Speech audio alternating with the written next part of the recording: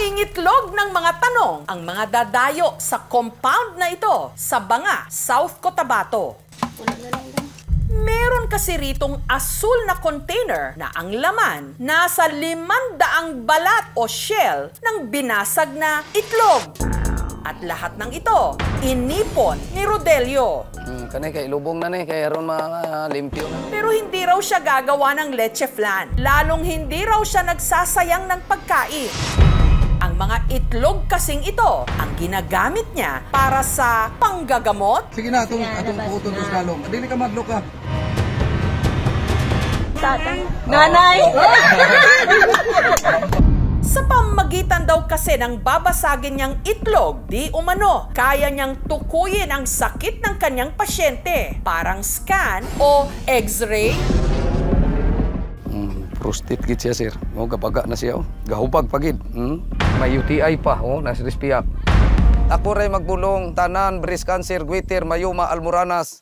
Pati pa buta ka. Operahan gina ko na. Gusto mo namon mag-ayo ang amon pamilya, sir. Para sa iya, siyempre hindi siya kahambal una-una siya, sir. Kaya nga, pagpabulong ko diri na ayo gid ko. Kag nagbalik sa normal ning akon nga kamot. May basihan ba ito? O isa lang bugok o huwad na panggagamot?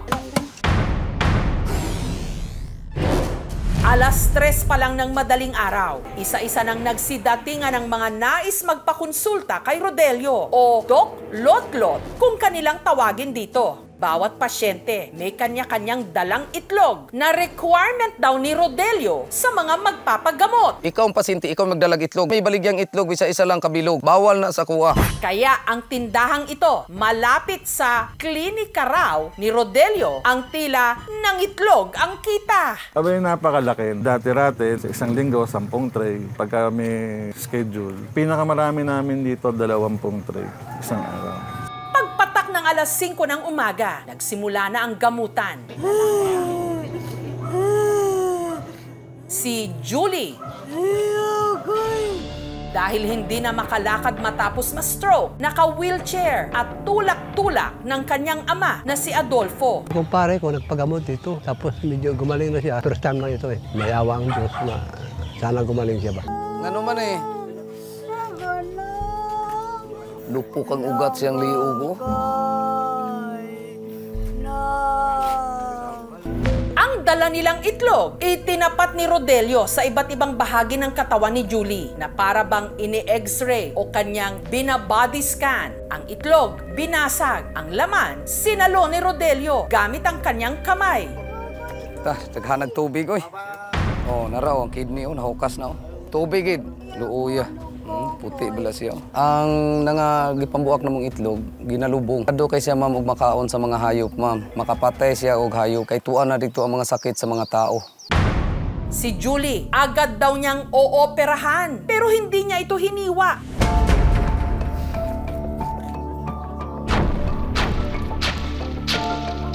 Ang leeg, kamay, Gogoy, gogoy. Buha nga mo daw baba mo. Sige daw. pati na ang bibig ni Julie, pinisil-pisil.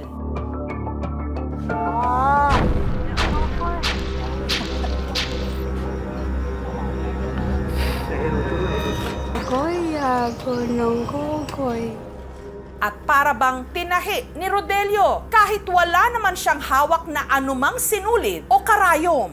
Sunod niyang pinainom si Julie ng langis o lana na nakasilid sa bote ng alak. Dugay na gigay siya, 200 na gina siya katuig. Wala ginasagol na, ma'am. Wala po na niyo ginapunan. Wala gina siya ginapunan siya, wala gina, ma'am. Inaanaran siya. Matapos ang kanila di umanong healing session, mas umaliwalas daw ang aura ni Julie.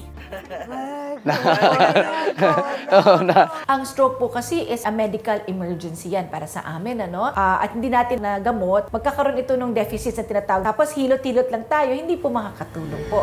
Tuwing Lunes, Huwebes at Sabado, halos 300 tao ang dumarayo sa compound na ito para magpagamot. Ang compound, pagmamay-ari ng dating pasyente na si Riza at ng mister nitong si Jinky. Si Riza, meron noong mayoma o bukol sa matres. Yung naninikip yung tiyan ko. Pero hindi niya raw ito napakonsulta sa doktor. Kasi ayoko nang maulit na mangyari sa akin yung nangyari sa nanay ko. She was a victim of hospital negligence and malpractice. Yung kapitan doon, nagsabi siya na maganda doon kasi mura ang paggamot niya. Spiritual ang gamit. At matapos lang ang 2 session, Bakit wala man lang akong naramdaman? Hindi ako nagdadaing. Na-amaze ka agad ako. Wow, nawala talaga yung sakit. pero dahil 3 oras ang layo ng bahay ni Rodelio na taga Sultan Kudarat pa, nag-alok ang mag-asawa na sa compound na lang gawin ni Rodelio ang panggagamot para mas marami raw ang matulungan. Pagtambal ako sa ilaha, wala akong mga yung bayad. Sila lang ko magbuoto mo, donation ba sila na kong dili? Si Annalyn naman, follow-up check-up na raw. Kay Rodelio niya raw kasi napiling ipagamot ang kanyang mga bukol sa dibdib na 17 taon na niyang dinadala. August last year ako pumunta kay Doc, nagpagamot. Pag hawak ni Doc Lotlo sa akin, hindi na ako nahirapan huminga. Ayos na yung pakiramdam. Ang 2 bukol ni Annalyn nawala raw ilang buwan matapos ang kanyang unang session kay Rodelio. Kaya ngayon, buwan-buwan siya kung bumisita rito para masiguro na hindi na bumalik pa ang kanyang bukol. Sa isa ka bulan, kaapat lang magbalik.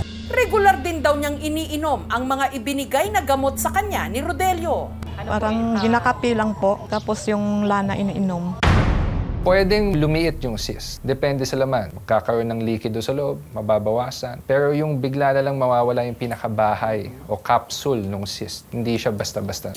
Ang 31 anyos naman na anak ni Efelia na si Jofel, hindi raw nakakapagsalita mula pa nung bata. Sabi ko, ano ba nangyari sa kanya? Pipi ba talaga? Pinapagamot ko within 5 years or 6 years yata siya. Pero hindi raw nagamot ng doktor na yon ang kondisyon ng kanyang anak hanggang nabalitaan daw niya ang panggagamot ni Rodelio. Formerly dati namin na kagawa doon sa nagsabi sa akin na mayroon manggagamot. Sabi ko, subukan ko. Matapos ang unang session daw nila kay Rodelio. Sige na, atong puton sa kalong. Dili ka madlo ka. Nito lang nakaraang buwan, si Jofel himala raw na nakapagsalita.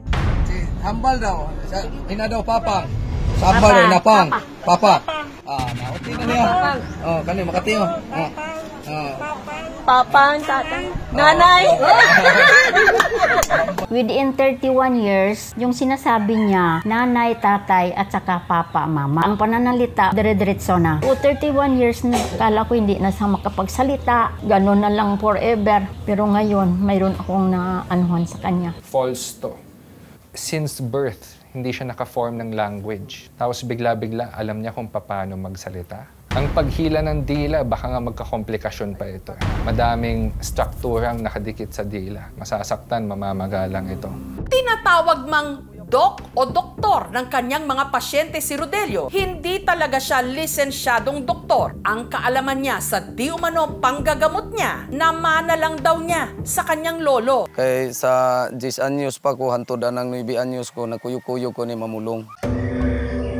Ang kakayahan daw niya di umanong manggamot, bigay raw ng kung tawagin niya, diwata. Ang pag-istorya na mo og diwata, isa lang siya, Ginoo gyapon ang hubaron sa Binisaya. Pero hindi lahat believe kay Rodelio. Gaya ng nooy pasyente niyang si Emmy na duda sa kakayahan ng nagpakilalang manggagamot. Ramdam ko hindi ako makatayo, walang lakas yung mga paa ko. May nag-recommend si Bindis daw. Kalakad ako. Sinunod ko ang payo niya. Pero wala man. Wala may ipik. Ang pagbulong, ma'am, kay naman ko'y sakit po dili mauli. Prostate gid siya, sir. Pero posible nga bang makita ang sakit ng tao mula lang sa laman ng itlog? Wala siyang capacity na malalaman yung sakit, kagaya ng x-ray. Kapag hindi maganda yung pagkakapreserve ng itlog, makaka-apekto siya sa loob, sa laman, or sa formation ng egg yolk or egg white. Baka may mga fungi na nag-grow dyan, tapos iniinom po natin. Tandaan po natin, lahat ng ipinapasok natin sa katawan natin ay pinoproseso ng ating dugo. At maaari ito ang magiging cause ng sakit natin. Karamihan dito, yung mga naniniwala sa kanila ay sadyang hindi mapalad sa access sa public medicine. At the same time, yung hindi sapat yung kanilang pera, kaya minsan lumalapad sila doon at doon nila ibinubuhos yung kanilang paniniwala na gagaling sila. Merong tinatawag na placebo effect kung saan ang tiwala mo sa tao o sa treatment and then meron kang ine-expect na epekto sa albularyo dahil nandun ang tiwala nila Magpabulong sa kuha, ang magpatambal, mula kuha. Mas nindot pa mga makatabang sa tao, basta di lang atong sarili ang atong giatiman, ma'am.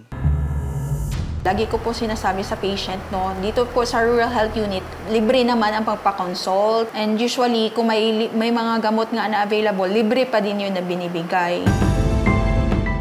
Karamihan ng mga nagtutungo kay Rodelio, walang pambayad sa ospital at sa mga lisensyadong doktor. Pambili lang ng itlog daw ang meron sila, kaya kumakapit sila sa kanya.